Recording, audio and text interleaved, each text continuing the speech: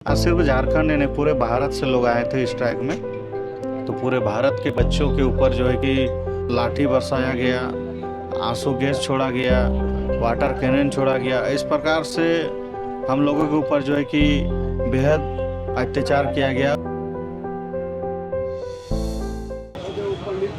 हम लोग अभी कहाँ पर है और कितने दिन से आप अनशन पे हो और अभी तक क्या प्रतिक्रियाएं हुई है, क्या हमारी मांगें पूरी होगी कि नहीं होगी, क्या लग रहा है, कब तक हम हार नहीं मानेंगे, सारे सवाल जो है वो आप थोड़े दिल से थोड़ी बातें करेंगे। बोलिएगा आपका परिचय। मेरा नाम कुश महतो हुआ और मेरा आज हंगर स्ट्राइक का 9वां दिन है और हम लोग आंदोलन का आज 20वां दिन है। और हम लोग का जिस प्रकार से शुरुआती से हम लोग आंदोलन किए थे, हमारे देवेंद्र दा हंगर स्ट्राइक शुरू किए थे। इसके बाद धीरे धीरे आंदोलन को तीव्र करने के लिए, चूँकि उनका शरीर जो है कि काफ़ी कमज़ोर हो चुका था और एनर्जी लॉस हो रही थी, तो आंदोलन को धार देने के लिए, मजबूती प्रदान करने के लिए हम लोग भी हंगर स्ट्राइक में उतरे। और अंततः जब सरकार नहीं मानी तो हम लोगों का पूर्व की बात ही 10 तारीख को कार्यक्रम था विधानसभा घेराव का, जो कि आप लोग देखे होंगे। सरकार बर्बरतापूर्वक हम लोगों के ऊपर, पूरे झारखंड के बच्चों के ऊपर, आज सिर्फ झारखंड नहीं, पूरे भारत से लोग आए थे स्ट्राइक में। तो पूरे भारत के बच्चों के ऊपर जो है कि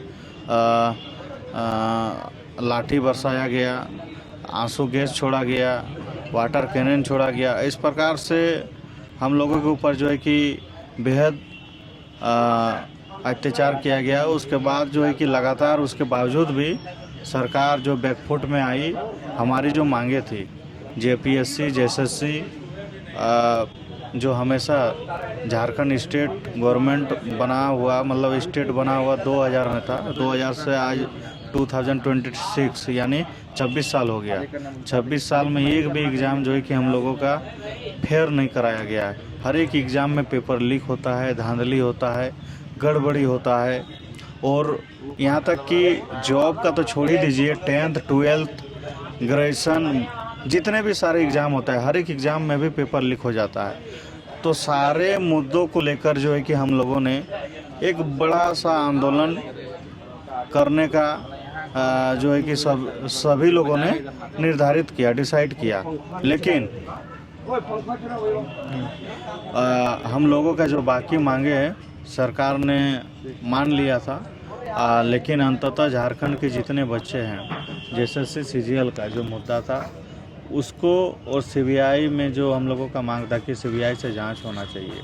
जेपीएससी और जेएसएससी में जो ब्लैक लिस्टेड कंपनी है, जो बाकी प्रदेश से उन लोगों को लेके आते हैं और झारखंड में यहाँ एग्ज़ाम कंडक्ट करवाने के लिए दिए जाते हैं, और उन लोगों का सीधा उद्देश्य यही होता है कि झारखंड के बच्चों को नौकरी खा जाना है और बाहर के लोगों को जो है कि नौकरी बेच देना है।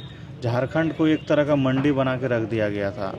तो उसी को लेकर सारे हमारे जो मांग लगभग मान चुके हैं सरकार।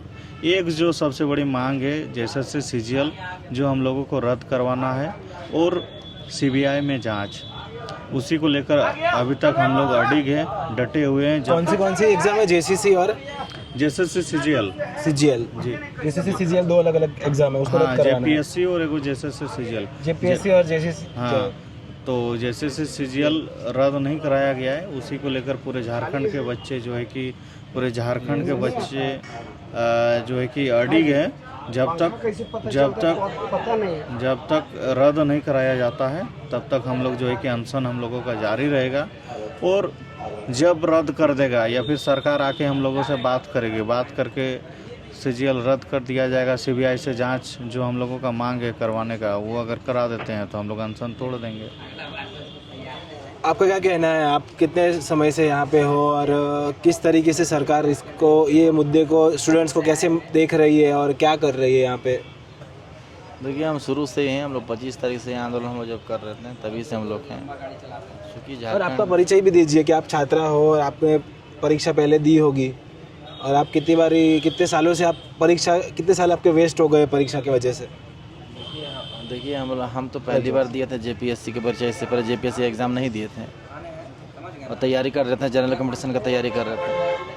क्योंकि बार बार यहाँ झारखंड में हमेशा जो भी चीज़ का परीक्षा होता है, यहाँ हमेशा जिसकी भी सरकार होती है, चाहे भाजपा हो चाहे जेएमएम हो, हमेशा सेटिंग के तहत यहाँ के नौकरी को बेचा जाता है।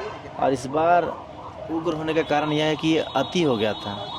जो कहता है ना कि अति में खती, तो वही अति हो चुका था झारखंड में। सिर्फ जेपीएससी जेएसएससी ही नहीं, यहाँ 10th क्लास के उनके भी पेपर को लीक किया जाता था। कई बार पकड़ाए, कई गिरोह भी आए सामने। तो कहीं ना कहीं जो एलिजिबिलिटी जो होते हैं स्टूडेंट, उस स्टूडेंट सक्षम जो होते हैं, गांव से घर से जो देहात से जो पढ़ने आते हैं, दुमका देवघर हजारीबाग रांची में जो रहते पढ़ते हैं, और इसी उम्मीद के साथ पढ़ते हैं कि वो नौकरी लेंगे। लेकिन दुर्भाग्य है, जब यहाँ नौकरी ही बेचा जा रहा है तो नौकरी कहाँ से लेंगे। तो कहीं ना कहीं यह एक तरफ से देखा जाए कि आप राज्य के युवाओं को कहाँ धकेलना चाहते हैं। इसीलिए जो प्रदर्शन जो रहा, ये पूरे राज्य का बात नहीं, पूरे देश का मामला है। दिल्ली में भी पेपर लीक का मामला आया। तो कहीं ना कहीं हर पार्टी के लोग, आज आज़ादी 78वें वर्ष तो हो गए, लेकिन हम भारत आज भी गुलाम हैं, और गुलाम चंद लोग के हाथों में गुलाम हैं। अभी आपने देखा होगा दिल्ली में प्रदर्शन जो हुआ, धर्मेंद्र प्रधान ने इस्तीफा दिए। तो क्या धर्मेंद्र प्रधान इस्तीफा देने से सिस्टम बदल गई? क्या नहीं बदली। तो हम लोग यहाँ इस्तीफा हम लोग मांग नहीं कर रहे थे, हम लोग सिस्टम बदलने का बात कर रहे थे। सिस्टम सुधार करना है, सिस्टम सुधारना चाहिए। मान लीजिए कोई भी अगर सिस्टम नीति नियम अगर बेहतर रहे, तंदुरुस्त रहे, टाइट रहे, तो करप्टेड नहीं होगा, पेपर लीक नहीं होगा। तो हम लोग की मांग है कि पेपर लीक जो करते हैं तो उसकी जितने भी संपत्ति हो उसकी जीरो होनी चाहिए। नंबर दूसरी बात ये भी है कि जो भी पेपर लीक करते हैं वो हमेशा आजीवन कारावास में, जेल में रहे, ताकि ऐसे नियम नीति बनेंगे तो कितनों भी करप्टेड व्यक्ति अगर आएंगे हमारे सिस्टम पर तो पेपर लीक नहीं होंगे। लेकिन आज हमारे यहाँ सिस्टम के मारे हुए लोग हैं। आज भूख हड़ताल जो बैठा हुआ है वो सिस्टम के मारे हुए छात्र हैं। सब गरीब नौजवान किसान घर के लोग रहते हैं, पढ़ते लिखते हैं। तो कहीं ना कहीं गरीब ही हो रहा है और अमीर का बेटा अमीर ही हो रहा है। तो कहीं ना कहीं एक तरफ से लोकतंत्र नहीं, पूरे लोकतंत्र की हत्या हुई है, संविधान की हत्या हुई है।